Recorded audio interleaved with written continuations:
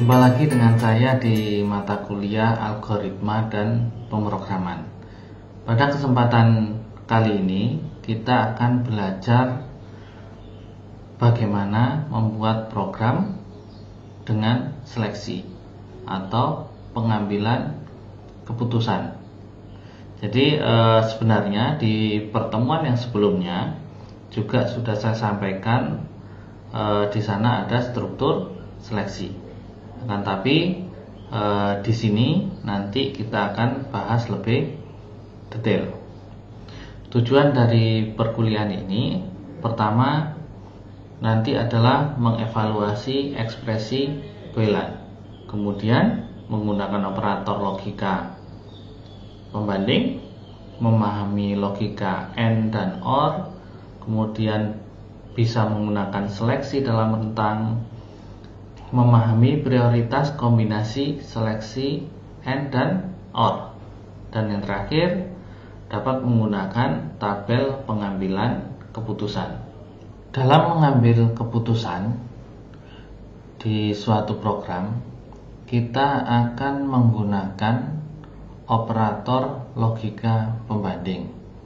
Di antaranya adalah sama dengan. Jadi operator pembanding sama dengan di sini menggunakan tanda sama dengan 2 kali. Kemudian operator lebih besar dari, ya. Bisa juga lebih besar dari sama dengan. Selain itu juga operator kurang dari dan kurang dari sama dengan. Dalam menggunakan operator logika, selain menggunakan pembanding, kita juga bisa menggunakan negasi atau ingkaran. Jadi ini adalah tabel negasi, di mana ketika kondisi benar, jika kita tambahkan negasi, maka hasilnya menjadi salah. Begitu juga untuk kondisi salah. Ketika kita tambahkan negasi, maka jadinya benar. Misalnya tidak sama dengan. Jadi di sini menggunakan operator negasi. Berikut ini adalah diagram yang menggambarkan logika dan. Ya.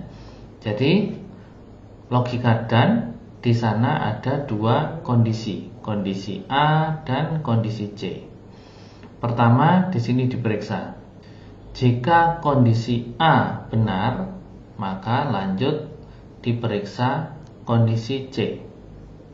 Jika kondisi C benar, maka lakukan langkah D.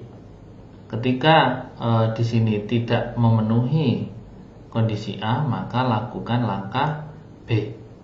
Di sini dapat kita baca bahwa langkah D ini dilakukan ketika kondisi A nilainya benar dan kondisi C nilainya benar. Jadi kondisi kedua-duanya harus benar. Jika kita tuliskan dalam pseudocode, if kondisi A benar, setelah itu diperiksa lagi. If kondisi C benar, lakukan langkah D. Ya. Jika tadi kondisi A salah, lakukan langkah B. Logika ini bisa kita sederhanakan menjadi logika dan. Sehingga jika dituliskan dalam simbol flowchart, di sini diperiksa apakah kondisi A dan kondisi C benar. Jika iya, lakukan langkah D. Jika tidak, lakukan langkah B. Sehingga untuk pseudocode-nya juga lebih sederhana.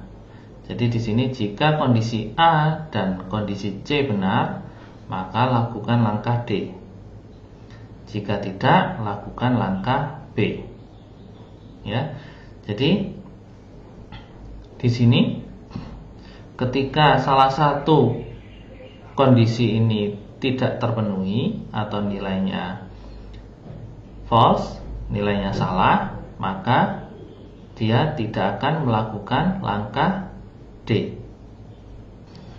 Berikut ini adalah tabel logika dan, ya. Jadi ketika kondisi P benar, kondisi Q benar, maka kesimpulannya adalah benar. Jika kondisi P benar, kondisi Q salah, maka kesimpulannya salah. Begitupun juga untuk yang kasus ketiga dan keempat. Jadi jika salah satu atau kedua kondisi salah, maka hasilnya juga salah. Jadi logika dan ini terpenuhi jika kedua kondisi benar. Berikutnya adalah logika atau. Nah, logika atau ini, ya, misalnya di sini ada kondisi A. Apakah kondisi A terpenuhi? Jika iya, lakukan langkah B. Jika tidak, periksa kondisi C. Jika kondisi C terpenuhi atau nilainya benar, lakukan langkah B. Jadi agar melakukan langkah B yang di sini atau di sini, ya, itu salah satu syarat, ya, atau kondisi itu harus terpenuhi, entah itu A atau kondisi C. Jika kita sederhanakan, logika atau bisa dituliskan di flowchart seperti ini, ya. Jadi apakah kondisi A terpenuhi atau kondisi C terpenuhi? Jika iya, lakukan langkah B. Jika kita tuliskan dalam pseudocode, jika kondisi A atau kondisi C benar, lakukan langkah B. Nah, berikut ini adalah tabel logika atau. Jadi di sini bisa dilihat jika salah satu atau kedua kondisi terpenuhi, maka nilainya benar. Ya, misalnya benar dengan benar maka benar. Benar dengan salah maka benar. Salah dengan benar maka benar. Dan jika keduanya salah, maka hasilnya salah. Itu untuk logika dan atau. Berikutnya adalah seleksi dalam rentang. Jadi seleksi dalam rentang ini adalah seleksi yang dilakukan untuk memeriksa apakah data yang kita proses masuk dalam rentang tertentu. Misalnya, untuk nomor departemen 1 sampai 3, di sini supervisornya Dillon. Nomor departemen 4 sampai 7, supervisornya Esser. Sedangkan 8 sampai 9, supervisornya adalah Fontana. Untuk mengetahui supervisor dari nomor departemen, kita bisa menggunakan seleksi dalam rentang. Di mana seleksi dalam rentang ini terdapat dua jenis. Yang pertama adalah menggunakan nilai rendah ke akhir. Jadi di sini kita periksa dari nilai yang terendah. Apakah nomor departemen kurang dari sama dengan 3? Yang memenuhi kondisi ini adalah nomor departemen 1, 2, dan 3. Jika iya, maka nama supervisornya adalah Dillon. Jika tidak, di sini diperiksa apakah nomor departemen kurang dari sama dengan 7, ya. Karena 1, 2, 3 sudah masuk kriteria yang pertama. Yang memenuhi kriteria ini adalah nomor departemen 4, 6, 7. Jika iya, maka nama supervisornya adalah Esser. Jika tidak, nama supervisornya adalah Fontana. Kita juga bisa menggunakan nilai rentang dengan akhir ke rendah. Jadi di sini yang pertama diperiksa adalah nilai yang terbesar. Jadi di sini diperiksa apakah nomor departemen lebih dari sama dengan 8? Ya, jika iya maka nama supervisornya Fontana. Jika tidak maka diperiksa apakah nomor departemen lebih dari sama dengan 4. Jika iya maka nama supervisornya adalah Escher. Jika tidak adalah Dylan. Jadi di sini misalnya nomor departemen 8 akan memenuhi kondisi ini, maka akan ke sini. Jadi tidak mungkin ke sini.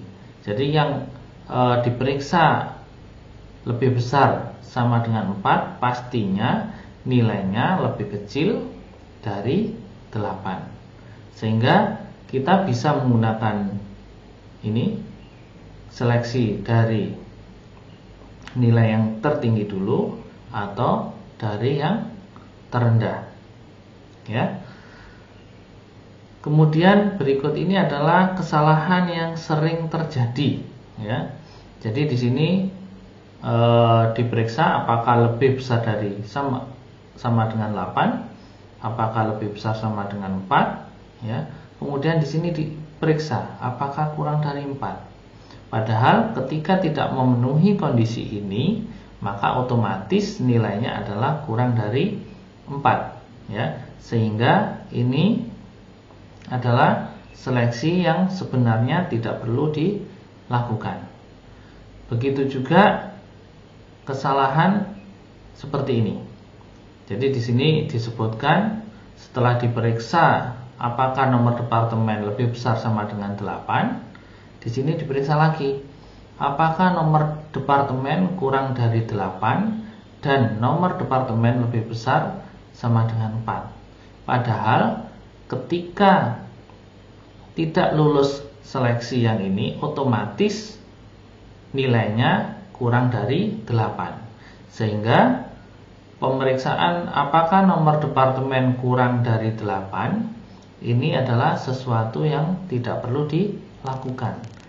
Ya, karena ini sudah diperiksa di awal di sini. Operator logika dan dengan atau di sini bisa dikombinasikan. Dengan catatan operator akan lebih didahulukan dibanding atau. Misalnya, sebuah program digunakan untuk menentukan diskon tiket masuk bioskop. Diskon diberikan kepada anak umur 12 tahun dan di bawahnya. Serta diskon tersebut juga diberikan kepada orang tua dengan umur 65 dan lebih tua, bagi yang mau menonton film dengan peringkat G. Nah, misalkan jika umur kurang dari sama dengan 12, ya, atau umur lebih dari sama dengan 65 dan peringkat G, maka di sini operator dan ini akan didahulukan. Maka akan diperiksa dulu apakah umur lebih besar sama dengan 65 dan peringkat G.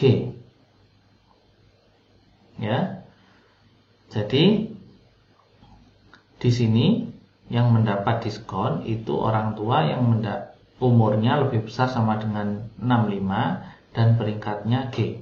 Sedangkan untuk anak-anak yang umurnya kurang dari sama dengan itu bebas menonton film dengan peringkat apapun. Jadi ini merupakan yang salah. Jika kita ingin membetulkan pseudocode di atas, maka di sini kita beri kurung. Jika umur kurang dari sama dengan 12 atau umur lebih dari sama dengan 65, ya, jika ini salah satu terpenuhi, setelah itu baru diperiksa dan ya, peringkat sama dengan G. Nah, maka logika ini baru benar. Karena ya, kalau yang atas dan ini didahulukan dibandingkan atau, ya. Agar kita lebih paham, ya, Ini ada beberapa latihan soal yang perlu dikerjakan. Pertama, untuk menentukan nilai akhir semester digunakan kriteria tabel di samping. Jadi ini ada nilai angka, ada nilai huruf. Kemudian buatlah diagram alir, ya, pseudocode dan kode program Java untuk menentukan nilai huruf. Nah, di sini Anda bisa menggunakan yang mulai dari rentang tertinggi atau rentang yang paling rendah. Latihan soal yang kedua adalah jika A positif dan B negatif, maka K sama dengan A kali B. Ketentuan yang kedua, jika A negatif atau 0 dan B negatif, maka K sama dengan A plus B. Jika A negatif atau dan B positif atau 0, maka K sama dengan A minus B. Jika A positif dan B positif atau 0, maka K sama dengan A per B. Jadi dari ketentuan tersebut, buatlah diagram alir, ya, pseudocode dan kode program Java. Yang terakhir, jadi dalam menentukan lulus tidaknya seorang siswa, diadakan ujian 2 kali. Ya, jika nilai ujian pertama lebih besar sama dengan 60, maka siswa dianggap lulus. Jika tidak, rata-rata nilai ujian pertama dan kedua harus lebih besar sama dengan 70. Jadi dari ketentuan tersebut, buatlah diagram alir, pseudocode, dan kode program Java untuk menentukan kelulusan siswa. Nah, di sini catatannya, input hasil ujian kedua dilakukan jika ujian pertama tidak masuk. Jadi pertama diinputkan nilai yang ujian pertama, ya, kalau lulus berarti selesai. Jika tidak lulus, maka diinputkan nilai ujian yang kedua. Jadi itu yang bisa saya sampaikan untuk kesempatan saat ini. Jika ada pertanyaan, silakan disampaikan di forum yang disediakan. Saya cukupkan sekian. Sampai jumpa lagi.